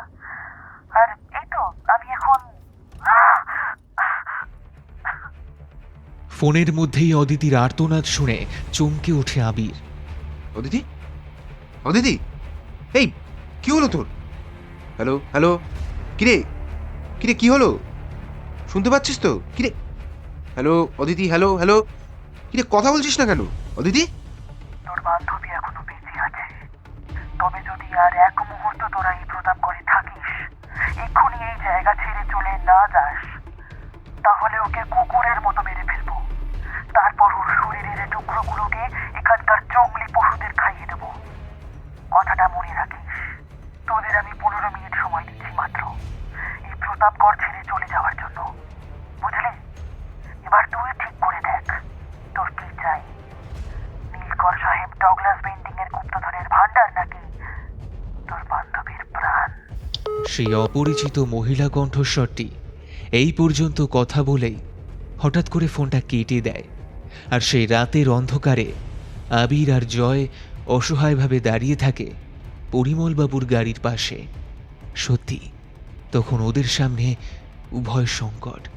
অদিতির প্রাণ বিপন্ন, আর সেই পুলিশ অফিসারের মেয়ে যাকে উদ্ধার করতে অদিতি একাই কোথাও একটা গিয়েছিল, সেও কোথায় আছে সেটাও আবির জানে না। এই অবস্থায় কি করা উচিত কিছুই বুঝতে পারে না আবির। নিজের মনে মনে খুব অসহায় লাগে ওর। তাহলে এই মুহূর্তে আমাদের কি করণীয় আবির? এই মুহূর্তে আমাদের গন্তব্য জমিদার বাড়ি। তুই খেয়াল করে দেখ জয়, আমাদের জমিদার বাড়িতে পৌঁছানোর জন্য প্রতি ক্ষেত্রে বাধা দেওয়া হচ্ছে। আর এই মুহূর্তে যে মহিলা অদিতিকে বন্দি করে রেখেছে সেও চাইছে আমরা যেন এক্ষুনি প্রতাপগড় ছেড়ে চলে যাই। তার মানে আমরা যে এখনই জমিদার বাড়ি যেতে চাই সেটা সেই ভদ্র মহিলাও চাইছে না। তাই সেই চক্রান্তকারী কিছুতেই অনুমান করবে না অদিতিকে বাঁচানোর কথা না ভেবে আমরা আমাদের লক্ষ্যে অবিচল থাকব। আর অদিতি? চিন্তা করিস না জয়, আমি তো আছি। এই প্রতাপগড় থেকে আমরা 3 জনেই নিরাপদে বাড়ি ফিরব। আমি তোকে কথা দিচ্ছি, হয় 3 জনেই ফিরব, নইলে কেউ ফিরব না। আবির যতটাই আত্মবিশ্বাসের সঙ্গে কথাটা বলুক, সে নিজেও বুঝতে পারে একটা ভয়ঙ্কর জটিল রহস্যের মধ্যে ওরা জড়িয়ে পড়েছে। আর ওদের সব থেকে বড় অসহায়তার কারণ হলো সমস্যাটা ঠিক কোথায় এটা ওরা কেউই জানে না। কথাটা বলার সময় গলাটা যে সামান্য কেঁপে ওঠে সেটা জয়ের নজর এড়ায় না। আর সেটা বুঝতে পেরেই জয় ওর কাঁধে হাতটা রেখে বলে, চিন্তা করিস না আবির, আমরা সত্যি সত্যি এই সমস্যাটা সমাধান করে নিরাপদে কলকাতায় ফিরব। এতক্ষণ অবধি ওই শয়তানের দল আমাদের গতিপথ নিয়ন্ত্রণ করছিল, এবার পাশার দান চালবো আমরা। দেখি এবার আমাদেরকে ক্ষতি করে। ইন্সপেক্টর পরিমলের জিপটা জমিদার বাড়ির কাছাকাছি এসে পৌঁছলে আবির আর জয় সেটা থেকে একটু আগেই নেমে পড়ে একটা অন্ধকার মতো জায়গা দেখে। ওরা পরিমলবাবুর সঙ্গে সেখানে যাবে না বলেই ঠিক হয়। এবার ওদের গতিপথ ওরা নিজেরাই ঠিক করবে। আচ্ছা আবির, একটা ব্যাপার খেয়াল করে দেখ, এখানে এসে থেকে আমরা এই বৈঠকখানার একটা ঘরে বসেছিলাম। ভিতরের বাড়িতে কি হয়েছে সে সম্পর্কে আমাদের কোনো ধারণা নেই। তাহলেও সন্ধ্যা 6টা নাগাদ আমাদের সেখান থেকে সরানো হলো কেন? আমরা যদি ওই ঘরে থাকতাম তাহলেও তো ভিতরের বাড়ির কোনো কিছু আমরা এমনিতেও বুঝতে পারতাম না। এটা একদম ঠিক বলেছিস জয়। এই প্রশ্নটা আমার মাথায় অনেকক্ষণ ধরেই ঘুরপাক খাচ্ছে। যেটা মনে হয়েছে এর কারণ হতে পারে বড় কিছু ভাঙা। বড় কিছু ভাঙা মানে? মানে এই যেমন ধর কোনো দেওয়াল বা মাটি খোঁড়া বা কোনো কোনো কিছুর মধ্যে বিস্ফোরণ ঘটান। বুঝতে পেরেছি তুই কি বলতে চাইছিস। এইগুলো করতে গেলে যে শব্দ তৈরি হবে সেটা আমরা বাইরের বৈঠকখানা থেকে শুনতে পেতে পারতাম, আর যাতে সেটা আমরা শুনতে না পাই সেই কারণেই আমাদের সেখান থেকে সরানো হয়। আর কোনো কিছু ভাঙা বা খোঁড়াখুঁড়ি করার সম্ভাব্য কারণ একটাই, সেটা হলো সেই গুপ্তধনের সিন্ধুক খুঁজে বের করা। একদমই তাই। তবে তাতে একটা সমস্যা হলো যে যে বা যারা এই কাজটা করেছে তারা প্রাথমিকভাবে শনাক্ত করতে পেরেছে গুপ্তধন থাকবার সম্ভাব্য জায়গাটা। এবার তারা সঠিক কি বেঠিক সেটাই দেখবার। তবে তার আগে আমাদেরকে এই পরিবারের লোকজনের সঙ্গে একবার পরিচয় করতে হবে, কারণ এই ঘটনায় তাদের প্রত্যেকের দৃষ্টিভঙ্গি কি সেটা জানাটাও খুব দরকার। তবে তারও আগে দরকার এই গোটা বাড়িটা একবার ঘুরে দেখা। তাহলে এখন আমাদের কি করণীয়? দুপুরে যখন জমিদার বাড়ির মূল ফটক দিয়ে ঢুকেছিলাম তখন দেখেছিলাম বাড়ির বড় পাঁচিলের ভিতরে সম্পূর্ণ বাড়িটাকে ঘিরে একটা সুন্দর বাগান আছে। এক কাজ কর, তুই ডান দিক দিয়ে যা, আমি বাঁ দিক দিয়ে। কোথাও কোনো সন্দেহজনক কিছু চোখে পড়লে সঙ্গে সঙ্গে জানাবি, কিন্তু সাবধান, এই মুহূর্তে এখানে আমাদের উপস্থিতি যেন কেউ টের না পায়। পরিমলবাবুকে বলা আছে উনি গিয়ে বলবেন যে আমরা কলকাতা ফিরে গেছি, মানে ঠিক যেমনটা আমাদেরকে করতে বলা হয়েছে সেই রকমই। আমি আর প্রতিপক্ষকে এতটুকু সুযোগ দিতে চাই না, বুঝলি? বুঝলাম। আবিরের কথা শেষ হওয়া মাত্র ওরা দুজনে বাগানের দুই দিক বরাবর বাড়িটাকে প্রদক্ষিণ করতে বের হয়ে পড়ে। তখন বেশ রাত নেমে আসায় চারিদিকে জমাট অন্ধকার, ওদের কেউই দেখতে পায় না। বড় 5 সেলের টর্চটা না জেলে পেন্সিল টর্চের উপর ভরসা করেই ওরা পায়ে পায়ে এগিয়ে চলে। আর খুব সম্ভবত পূর্ণিমা খুব একটা বেশি দেরি নেই, তাই আকাশে একটা আবছা আলো থাকায় ওদের খুব একটা অসুবিধা হয় না। আর প্রায় মিনিট 15 পর ওরা এসে আবার এক হয় বাড়ির একেবারে পেছনের দিকে। সেখানে একটা জমাট বাঁধানো পুকুর ঘাট রয়েছে। খুব সম্ভবত পুকুরটা জমিদার বাড়িরই সম্পত্তি। বাগান থেকে সুসজ্জিত সিঁড়ির ধাপ নেমে গেছে সেই পুকুরের দিকে। জয় আবিরের থেকে কয়েক মুহূর্ত আগে সেখানে পৌঁছনোয় আবির সেখানে পৌঁছে দেখে জয় পুকুরের একটা সিঁড়ির ধাপে বসে আছে। রে জয়, কিছু অস্বাভাবিক চোখে পড়লো? না, কোনো অস্বাভাবিক কিছু তো চোখে পড়ল না। এত বড় পুরনো বাড়ি, বেশিরভাগ ঘরই এখন আর ব্যবহার হয় বলে মনে হয় না। বাগানের পশ্চিম প্রান্তের বেশ কিছুটা জায়গা তো প্রায় ধ্বংসস্তূপেই পরিণত হয়েছে রক্ষণাবেক্ষণের অভাবে। তুই কিছু দেখতে পেলি কি? না, সেরকম কিছুই না। সকালবেলার এরকম একটা ঘটনার পর বাড়িটা নিস্তব্ধ থাকায় খুব স্বাভাবিক, সেটাই আছে, তার বেশি কিছুই নয়। তবে এদের প্রস্তুতি দেখে মনে হচ্ছে হারাধন বাবুর ডেড বডি যে পোস্টমর্টেম হয়ে গেছে সেটা এনারা জানতে পেরে গেছেন। সেই কারণেই এরা সেটা সংগ্রহ করে দাহ করে আনবার প্রস্তুতি নিচ্ছেন। সত্যি আবির, পরিমলবাবু একজন আদর্শ পুলিশ অফিসার বটে। এত করে বারণ করে দেওয়ার পরেও উনি নিশ্চয়ই ওদের বলে বসেছেন পোস্টমর্টেম হয়ে যাওয়ার কথা। সেটা ঠিক, তবে এক্ষেত্রে পরিমলবাবুকে একা দোষ দিলে হবে না। জমিদার বাড়ির সকলের এমনিতেই অনেক পরিচিতি থাকে, তাই সদর হাসপাতাল থেকেও খবর এসে পৌঁছতে পারে। অন্তত সেটা হলে অস্বাভাবিক কিছুই বলা যাবে না।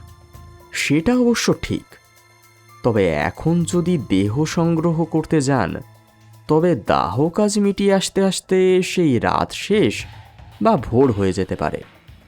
আর কথাটা বলতে বলতে হঠাৎ করে আবিরের মাথায় একটা বিদ্যুতের ঝলক খেলে যায়।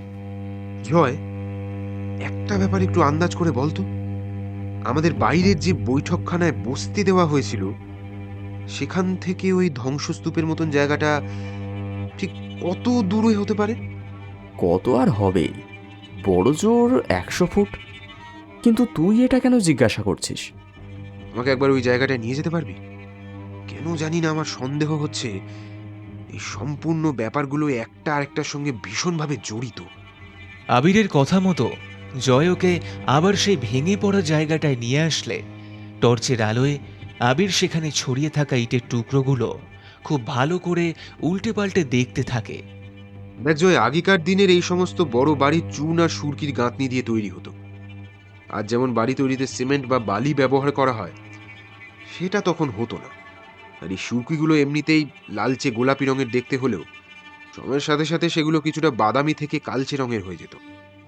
কিন্তু এখানে এই যে একটা ইটের পাঁজা পড়ে রয়েছে, তার সুরকিটা দেখ, একেবারে সদ্য সেগুলো ভাঙা হয়েছে। একদম বিশুদ্ধ গোলাপি রঙের সুরকি, যাতে সামান্য জল বা ময়লাও ধরেনি। তার মানে আজ সন্ধ্যাবেলাতেই এটা ভাঙা হয়েছে, আর হুড়মুড় করে সেটা ভেঙে পড়া শব্দ যাতে আমরা শুনতে না পাই সেই কারণেই আমাদের এখান থেকে সরিয়ে দেয়া হয়। আর এর থেকে বোঝা যায় কেউ বা কারা মনে করে এই জায়গাতেই ডগলাস সাহেবের সিন্দুক পোঁতা আছে। দেখ, আমি নিশ্চিত নই, তবে হতেও পারে এইদিকেই কোনো ঘরে হয়তো ডাগলাস সাহেব শেষবারের জন্য এসেছিলেন, তাই তাদের এরকম বিশ্বাস। কারণ ধ্বংসস্তূপের মধ্যে যেটুকু এখনো দাঁড়িয়ে রয়েছে, তে মনে হচ্ছে এই দিকের ঘরগুলো ওদিকের থেকে একটু অন্যরকম। বিশেষভাবে কাঠের আসবাবপত্র দিয়ে সেগুলো সাজানো ছিল। এই পরম প্রিয় অতিথিকে কেউ যে থাকবার জন্য তার অতিথিশালার সেরা ঘরটাই দেবেন, সেটা যে বলাই বাহুল্য ভাই। তাহলে গুপ্তধন এখন কোথায়? খুব সম্ভবত সেটা তার সুরক্ষিত জায়গাতেই লুকোনো আছে। দেখ ভাই, এই সম্পত্তি হারাধন বাবুর 3 পুরুষ আগেকার সম্পত্তি, তাই এত বছরে এই ঘরে নিশ্চয়ই কমবার গুপ্তধনের খোঁজ হয়নি। খুব সম্ভবত এটা এত সহজে পাওয়া যাবে বলে আমার অন্তত মনে হয় না। নিজেদের মধ্যে চাপা গলায় কথার মধ্যেই হঠাৎ আবির চুপ করে যায় আর মন দিয়ে কিছু একটা শুনতে থাকে। আর ওকে অনুসরণ করে জয়ও চুপ করে গেলে ওরা ভেঙে পড়া ধ্বংসস্তূপের দিকে একটু খেয়াল করতে শুনতে পায় ধ্বংসস্তূপের মধ্যে থেকে একটা চাপা গোঙানির শব্দ ভেসে আসছে। আর সেটা ঠিক কোন দিক থেকে আসছে সেটা খোঁজার চেষ্টা করতেই ওরা হঠাৎই চমকে ওঠে। দাঁড়ান, কে আপনারা? এত রাত্রে এখানে কি করছেন? আপনাদের তো আগে কোনোদিন দেখিনি। একজন অপরিচিত মানুষের কণ্ঠস্বর শুনে আবির পেছন ঘুরে তাকিয়ে দেখে একজন মাঝবয়সী ভদ্রলোক ওদের পেছনে দাঁড়িয়ে রয়েছে। চিন্তা করবেন না, আমরা আপনার শত্রু নই। আমাদেরকে এখানে ডেকে এনেছিলেন হারাধন বাবু নিজেই। আমরা আপনাদের পারিবারিক সম্পত্তি উদ্ধার করবার চেষ্টাই করছি। আর তাছাড়া আমাদের সন্দেহ এই ধ্বংসস্তূপের ভিতর কাউকে লুকিয়ে রাখা হয়েছে। আমরা তাই তাকে খোঁজার জন্যই এসেছি। আপনাদেরকে ভালোভাবে অনুরোধ করছি, আমাদের কাজে বাধা না দিয়ে আমাদের সাহায্য করুন, তাতে আপনাদেরই মঙ্গল। কি বলছেন আপনি? আর আপনি আবির বাবু? বাবা বলেছিলেন আপনারা আসবেন। আমি আজ সেই সকাল থেকে আপনাদের জন্যই তো অপেক্ষা করেছিলাম। ইয়েস, আমি আবির। আপনার পরিচয়? নমস্কার, আমি শ্রীযুক্ত হারাধন রায়চৌধুরী মহাশয়ের জ্যেষ্ঠ সন্তান রামতনু রায়চৌধুরী। কিন্তু আমি তো জানি আপনারা আসেননি। কোনো এক বিশেষ কাজ পড়ে যাওয়ায় আপনারা আসতে পারবেন না বলে যে জানিয়েছিলেন। তাই নাকি? তা আমরা যে এখানে আসতে পারবো না সেটা আপনাকে কে জানিয়েছে? আমি সকালে জমিদারির বিভিন্ন কাজে ওই কাছারি ঘরে ছিলাম। বাবার শরীর খারাপ থাকার কারণে এখন তো আর উনি নিয়মিত কাছারি ঘরে আসতে পারেন না। সেই কারণে নানা ব্যাপারে শৈশবদের জন্য আমাকে ওনার কাছে আসতে হতো, আর না হলে আমাদের ম্যানেজার রতনলাল বাবুই আসতেন। তো সেরকমই এই ধরুন দুপুর 12:30 নাগাদ রতনলাল বাবু আমাকে গিয়ে বললেন যে আপনারা নাকি বাবাকে ফোন করে জানিয়ে দিয়েছেন যে আজকে আপনারা এখানে আসতে পারবেন না। 12:30? তার মানে তখন আমরা আপনাদের বাড়ির বৈঠকখানায় অপেক্ষা করছি, আর এই রতনলাল বাবুই আমাদেরকে সেখানে বসতে বলে এসেছেন। সাথে সাথে এটাও বলে এসেছেন যে বাইরের লোকের নাকি আপনার বাড়ির ভিতরে যাওয়ার অনুমতি নেই, তাই হারাধন বাবুর ঘুম থেকে ওঠা না পর্যন্ত আমরা যেন ওখানেই অপেক্ষা করি। কিন্তু আবিরবাবু, রতনলাল বাবু তো আমাদের বাড়ির বহু পুরনো কাজের লোক। আমার জ্ঞান হওয়ার পর থেকেই ওনাকে আমি দেখছি। উনি এরকম কথা বলবেন কেন? সেসব নিয়ে পরে কথা বলবো, এই মুহূর্তে আমাদের হাতে সে সময় নেই। এই কথা বলে আবির সেই ধ্বংসস্তূপের মধ্যে গোঙানির শব্দ লক্ষ্য করে এগিয়ে গেলে জয় ওর পিছন পিছন এগিয়ে যায়। আর একটু এগিয়েই একটা ভাঙা জায়গার মধ্যে টর্চের আলো ফেলতেই ওরা দেখে সেখানে অদিতি প্রায় অচৈতন্য অবস্থায় পড়ে রয়েছে। অদিতিকে দেখে ওরা সেদিকে ছুটে এগিয়ে যায় ওকে উদ্ধার করে আনার জন্য, কারণ সেই মুহূর্তে অদিতিকে রক্ষা করাই ওদের মূল লক্ষ্য। তারপর আবির আর জয় মিলে অদিতিকে ধরে ধরে সেই ধ্বংসস্তূপ থেকে বাইরে বের করে আনে। বের করে দেখে অদিতির তখনও সামান্য জ্ঞান রয়েছে, তবে মাথার আঘাতটা বেশ গুরুতর, অনেকটা রক্ত বের হয়ে গেছে। এখনই ওর মাথার ক্ষতস্থানের ট্রিটমেন্ট প্রয়োজন। সেই কারণেই আবিরের নির্দেশ মতো পরিমলবাবু অদিতিকে নিয়ে রওনা হয়ে যায় হসপিটালের দিকে। আর ওরা ঠিক করে হসপিটাল থেকে ফিরে ওরা ওই ঘরেই অপেক্ষা করবে। রামতনু বাবুরা দাহ কাজ মিটিয়ে বাড়ি ফিরে যেন অতি অবশ্যই ওদের একবার ডাকেন, আর সেটা যত রাতই হোক না কেন। এই বলে নিজেদের ঘরে গিয়ে সামান্য ফ্রেশ হয়ে ওরাও রওনা দেয় হসপিটালের দিকে।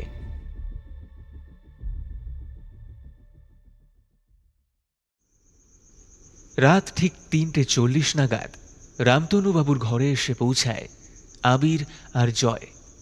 রামতনুবাবু, ঘড়িতে এখন রাত 3:40। এই সময়টা আলাপচারিতার জন্য উপযুক্ত নয়, সেটা আমি জানি, কিন্তু পরিস্থিতির বিচারে আমাদেরকে এখনই মিলিত হতে হলো। এটা কোনো কথাই নয় আবিরবাবু। আমি খুব ভালো করে বুঝতে পারছি কি ভয়ঙ্কর বিপদের মধ্যে আমরা রয়েছি, তাই আপনি আপনার কথা বলুন। একটা কথা আমাকে বলুন তো, রতনলাল বাবুর কোনো খোঁজ পেলেন? আজ্ঞে না, তারপর থেকে ওনাকে অনেকবার ফোন করেছি, উনি কিছুতেই ফোন ধরছেন না। বাবার অত কাছের মানুষ হয়েও ওনার অন্ত্যেষ্টি কাজেও পর্যন্ত উনি এলেন না। আমার খুব অস্বাভাবিক লাগলো বিষয়টা। খুব স্বাভাবিক, ওনার কাছে হয়তো এতক্ষণে খবর পৌঁছে গেছে আপনার সঙ্গে আমাদের দেখা হয়ে গেছে। আচ্ছা, একটা কথা আমাকে বলুন, এই প্রতাপগড় থানার সেকেন্ড অফিসারের সঙ্গে কি রতনলাল বাবুর কোনো সম্পর্ক আছে? হ্যাঁ, আছে তো। রতনলাল বাবুর মেয়ে রত্নার সঙ্গে ওই সেকেন্ড অফিসারের বিয়ে হয়েছে, তবে তা প্রায় বছরখানেক হয়ে গেল। কিন্তু আপনি এ কথা বলছেন কেন? আচ্ছা, পরে বলবো। কতদিন বিয়ে হয়েছে বললেন? এই তো বছরখানেক হবে। গত বছর অগ্রহায়ণ মাসেই বিয়ে হয়েছিল, তাও মাসের শেষের দিকে। তার মানে ওই পুলিশ অফিসারের এখনো কোনো সন্তান হয়নি, তাই তো? না না, এই তো সবে বিয়ে হয়েছে। জয়, এবার বুঝতে পারছিস তো, পুলিশ অফিসারের বলা সব কটা কথাই মিথ্যে। লোকটা মিথ্যে কথা বলে অদিতিকে ওর সঙ্গে নিয়ে যায়, আর অদিতিও ওকে বিশ্বাস করে বিপদে পড়ে যায়। তার মানে পুলিশ অফিসারটাও এই চক্রের সাথে যুক্ত? ওদের কথার মাঝেই অদিতিকে নিয়ে পরিমলবাবু এসে ঢোকেন ওদের ঘরে। আর ওদের কথার প্রসঙ্গ বুঝতে পেরেই অদিতি বলে ওঠে, একদম ঠিক বলেছিস রে জয়, আমি স্বীকার করছি তোরা আসার আগে আমার ওই সাব ইন্সপেক্টরের সঙ্গে যাওয়া উচিত হয়নি। আসলে এমনভাবে বললো যে বাচ্চা মেয়েটা বিপদে আছে, তাই আর নিজের আবেগ ধরে রাখতে পারিনি, জানিস। যাক, যা হওয়ার তা হয়ে গেছে। এবার চল, আমরা যেখানে যাব তোকে সঙ্গে করেই নিয়ে যাব। তোরা আর কোনো বিপদ হতে দেব না আমরা। একদম। কিন্তু এবার আমাদের গন্তব্য কোথায়? এবার আমাদের গন্তব্য গুপ্তধনের সন্ধান করা, সেটা উদ্ধার করে যাদের সম্পত্তি তাদের হাতে ফিরিয়ে দিয়ে কলকাতায় ফিরে যাওয়া। সেই ভালো।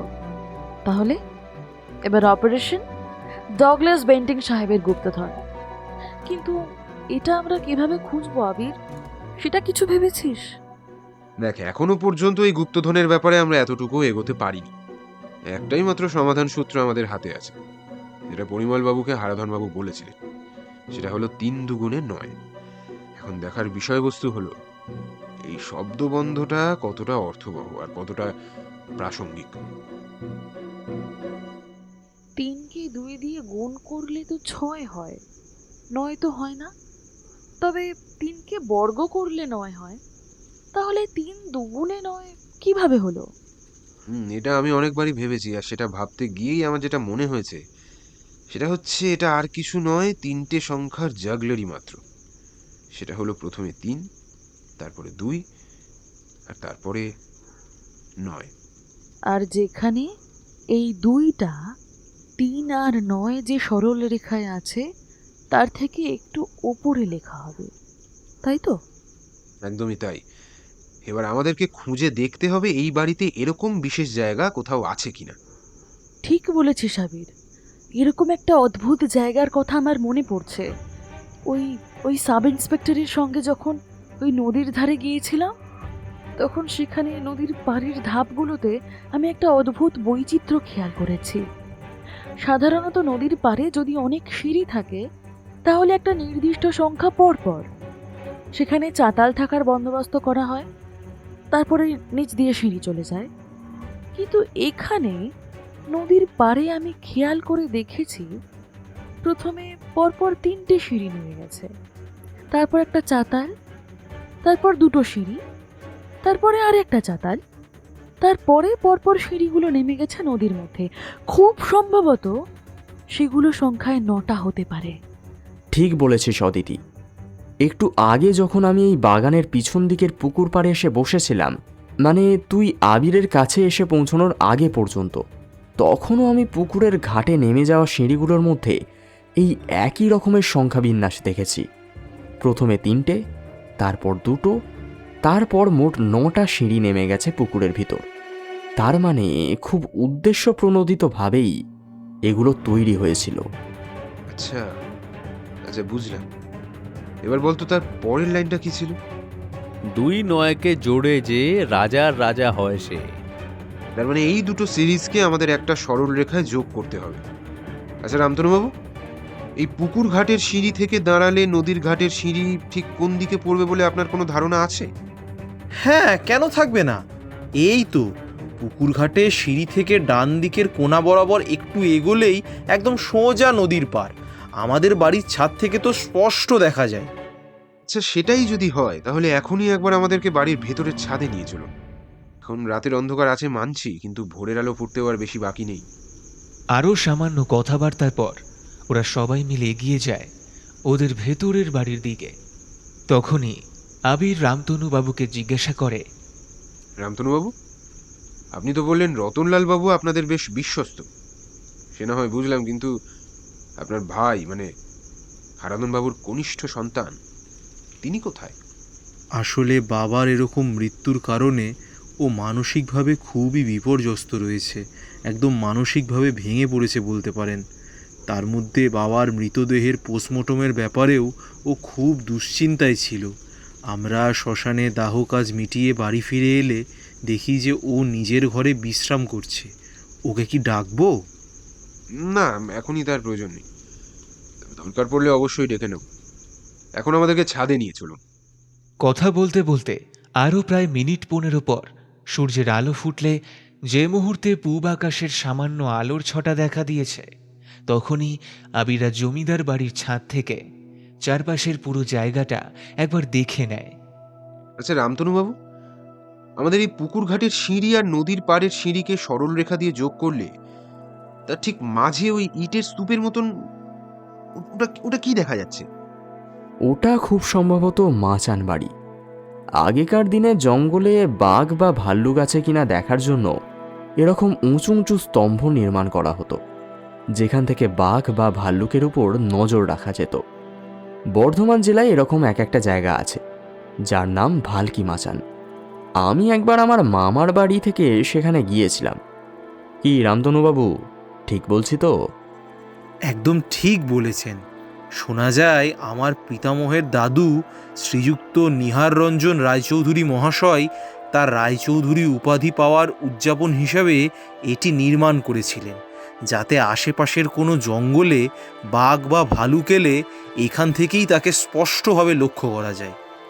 জয়, আর এক মুহূর্ত সময় নষ্ট নয়, আমাদেরকে এক্ষুনি এই মাচান বাড়িতে পৌঁছতে হবে। অদিতি রেডি? রেডি। আবির কথাটা বলার সঙ্গে সঙ্গে ওরা তিনজন ছুট দেয় সেই মাচান বাড়ির দিকে। প্রায় রুদ্ধশ্বাসে ছুটে সেখানে পৌঁছতে সময় লাগে বড়জোর 10 মিনিট। ওরা যখন ওখানে পৌঁছেছে, পূর্ব আকাশে সবেমাত্র সূর্যদেবের দেখা মিলেছে। টকটকে লাল আগুনের গোলার মতো সূর্যদেব তার প্রাত্যহিক যাত্রা শুরু করতে চলেছে। আর সেখানে পৌঁছে আবির হাতের ইশারায় ওদের থামতে বলে। মাচান বাড়ির ভেতরে একাধিক লোকের মাটি কুপোনোর শব্দ শুনতে পাওয়া যাচ্ছে, আর সেটা লক্ষ্য করেই ওরা পা টিপে টিপে ঢুকে আসে মাচানের মধ্যে। আপনাদের মাটি কুপোনোর কাজ কত দূর রতনলাল বাবু? আজকের মধ্যে গুপ্তধন হাতে এসে যাবে তো? ওই সময় ওদের ওখানে দেখে রতনলাল বাবু আর সেই সাব ইন্সপেক্টর যেন ভূত দেখার মতো চমকে ওঠেন। দুজনেরই হাতে একটা করে কোদাল, আর ওনাদের সামনে একজন ভদ্র মহিলা দাঁড়িয়ে ওনাদের কাজের তদারকি করছে। আবির, তোদের সঙ্গে পরিচয় করিয়ে দিই।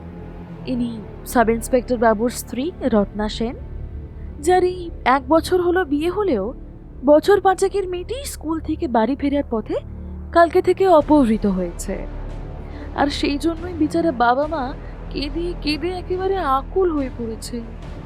আর বাবার অবস্থা এতটাই খারাপ যে নিজে পুলিশ অফিসার হয়েও নিজের মেয়েকে উদ্ধার করার জন্য তার আমার সাহায্যের প্রয়োজন হয়ে পড়ে।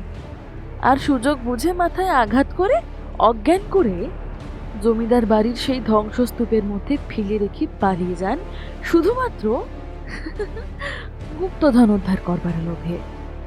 আমি এবার পুরো ব্যাপারটাই বুঝতে পারছি। আচ্ছা রতনলাল বাবু, আপনি খুব সম্ভবত হারাধন বাবুর থেকেই ওই গুপ্তধনের ব্যাপারে সবকিছু ইনফরমেশন জোগাড় করে আপনার মেয়েকে দিতেন, তাই তো? এখন আপনাকে যতটুকু দেখেছি তাতে গুপ্তধনের রহস্য সমাধান করে সেটা উদ্ধার করা আপনার সাধ্য নয়। শ্রীমতী রত্না দেবী, মানে অতি বুদ্ধিমতী রত্না দেবী আপনার থেকে সমস্ত ইনফরমেশন নিয়ে সেটা উদ্ধারের চক্রান্ত করতে থাকেন। তবে জানেন তো, আপনাদের উপর আমার প্রথম থেকেই সন্দেহটা হয়েছিল। হারাধন বাবুর মৃত্যু যদি হার্ট অ্যাটাকে হয়ে থাকে, তবে সেখানে অস্বাভাবিক কিছু ছিল না, বলা যায় মোটামুটি স্বাভাবিক মৃত্যু। কিন্তু আপনি রতনলাল বাবুর থেকে খবর পেয়ে গিয়েছিলেন গতকাল দুপুরে আমরা জমিদার বাবুর বাড়িতে এসে পৌঁছেছি। সেই কারণেই আপনি হারাধন বাবুর স্বাভাবিক মৃত্যুটাকেও অস্বাভাবিক বলে পোস্টমর্টেমের ব্যবস্থা করেন, আর আমাদের সেখান থেকে সরানোর জন্য চক্রান্ত করতে থাকেন। কারণ রতনলাল বাবুর থেকে আপনি জানতেন রামতনু বাবু বা তার ভাই হারাধন বাবুর মতোই আমাদের সঙ্গে ভালো ব্যবহার করবেন, ফলে আপনাদের গুপ্তধন হাতানোর পদ্ধতিটা অনেক কঠিন হয়ে যাবে। কি ঠিক বলছি তো? এসব আপনারা কি বলছেন স্যার? এই সমস্ত মিথ্যে কথা। আপনারা আপনারা আমাদের উপরে মিথ্যে অভিযোগ করছেন। এই প্রতাপগড়ে আসার পর থেকে আপনি আমাদের সঙ্গে ঠিক কি কি মিথ্যাচরণ করেছেন সেটা বলতে গেলে সকাল পেরিয়ে দুপুর হয়ে যাবে রতনলাল বাবু। তাই সেসব কথা এখন থাক। আপনারা ভুলে যাবেন না, আমি নিজে একজন পুলিশ অফিসার, আর আপনারা সামান্য প্রাইভেট গোয়েন্দা। আমার বিরুদ্ধে কিন্তু আপনারা কিছুই করতে পারবেন না। আপনি আবার বুঝতে ভুল করে ফেলেছেন সাব ইন্সপেক্টর। আপনাকে আগে আমি বলেছিলাম আপনি একজন পুলিশ অফিসার হতে পারেন, কিন্তু কাজটা আপনি একেবারেই আইনের রক্ষকের মতো করেননি। বরং আইন রক্ষারই মিথ্যে পোশাকটার আড়ালে আপনি অন্যায় করেছেন, যেটা একটা শাস্তিযোগ্য অপরাধ। লালবাজারে আপনার থেকে অনেক ঊর্ধ্বতন অফিসারদের সঙ্গে আমাদের পরিচয় আছে, তাই আমরা আপনার কোনো ক্ষতি করতে পারি কিনা সেটা আর কিছুক্ষণের মধ্যেই জানতে পারবেন। অদিতি কথাটা বলার সাথে সাথে সেই সাব ইন্সপেক্টর গর্জন করে ওঠে। হ্যাঁ, তোর এত বড় সাহস, তুই আমাদের এই প্রতাপগড়ে দাঁড়িয়ে আমাকে হুমকি দিচ্ছিস? প্রতাপগড় জায়গাটা আপনার নিজের জায়গা হতে পারে অফিসার, কিন্তু আইন কোনো জায়গা বিশেষের জন্য পরিবর্তন হয় না।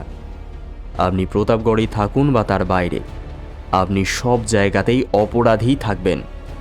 জয়ের মুখের কথাটা শেষ হওয়ার আগেই সেই পুলিশ অফিসার নিজের হাতে ধরে থাকা কোদালটা সজোরে ছুঁড়ে মারে অদিতির দিকে।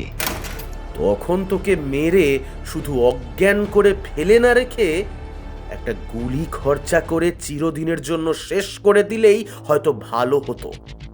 থানা থেকে পালিয়ে যাচ্ছিস দেখিয়ে তোকে এনকাউন্টার করে দিলে আর কেউ তোর খোঁজ পেত না, আর তখন তোর এই বন্ধুরাও কেঁদে মরতো তোর শোকে।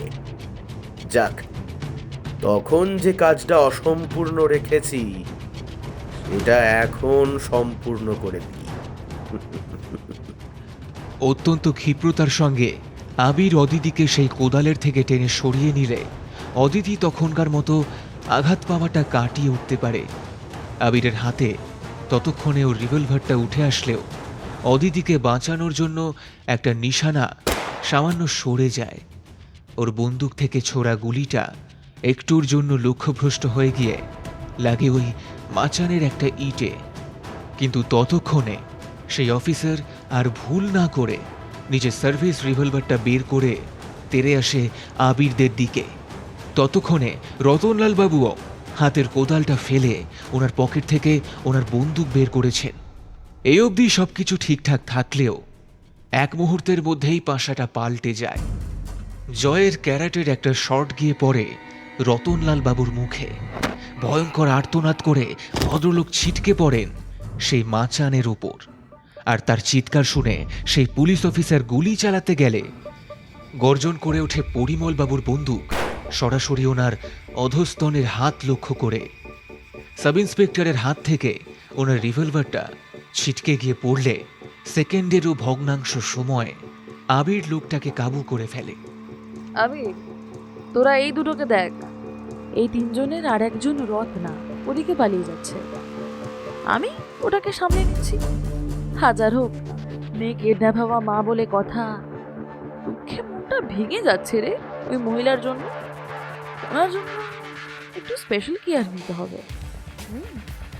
আবিরবাবু, সেসব তো না হয় বুঝলাম, কিন্তু ডগলাস বেন্টিং সাহেবের সেই গুপ্তধনটা কোথায়, যার জন্য এই লোকগুলো এত কাঠখড় পোড়ালো? হ্যাঁ, এখনো যে সেই মহার্ঘ বস্তুর দর্শন হলো না।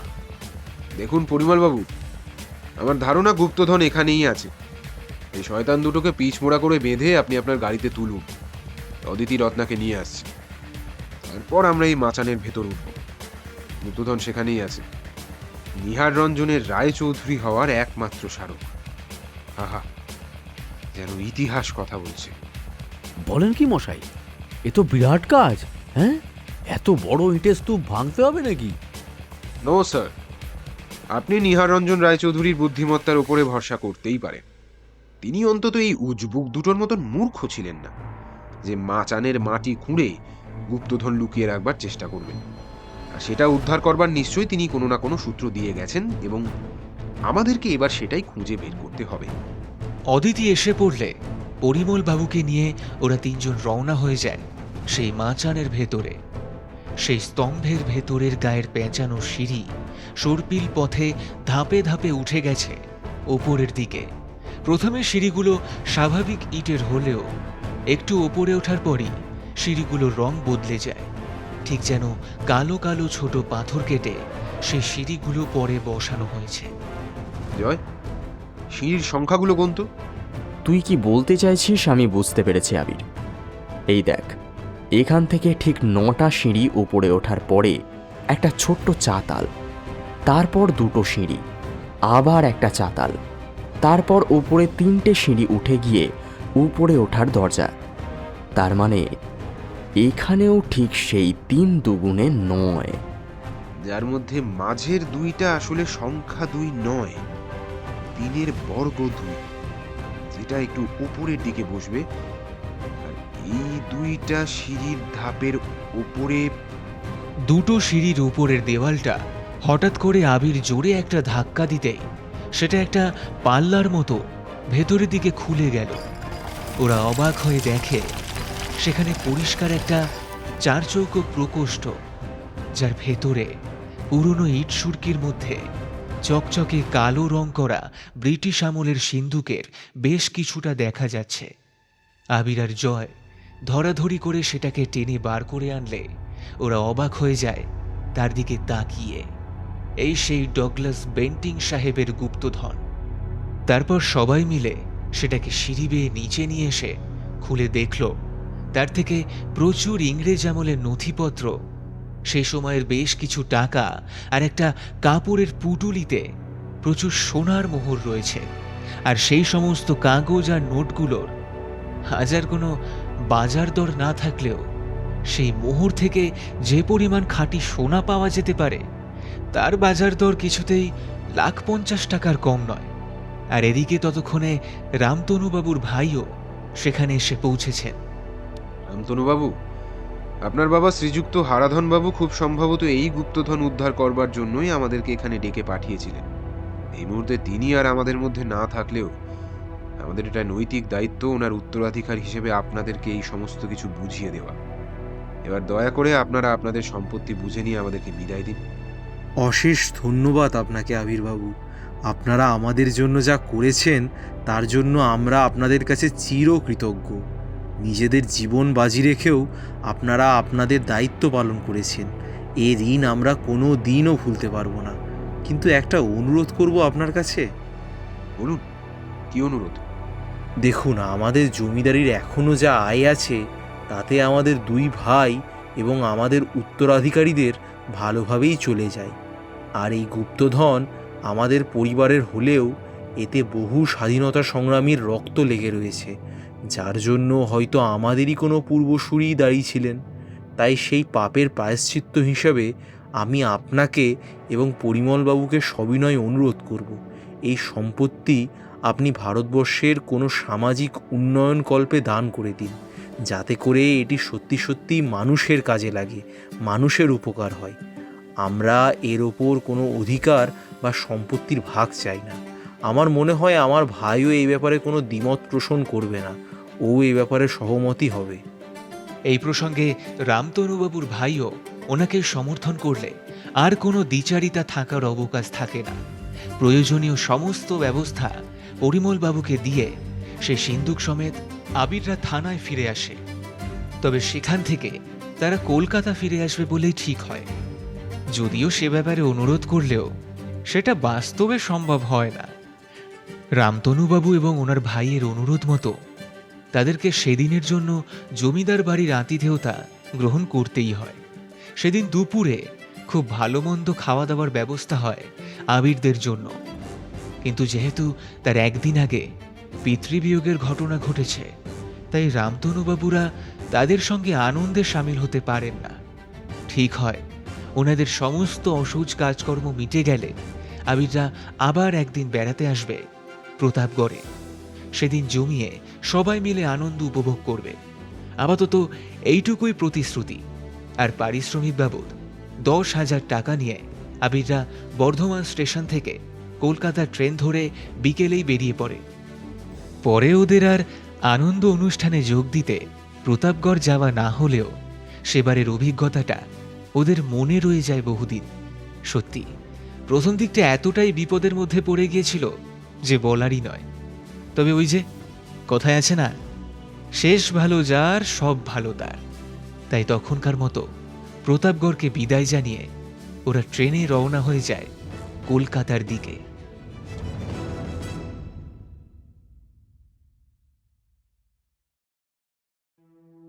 শুনছিলেন লেখক শিবাঙ্গনের কলমে বেন্টিং সাহেবের গুপ্তধন।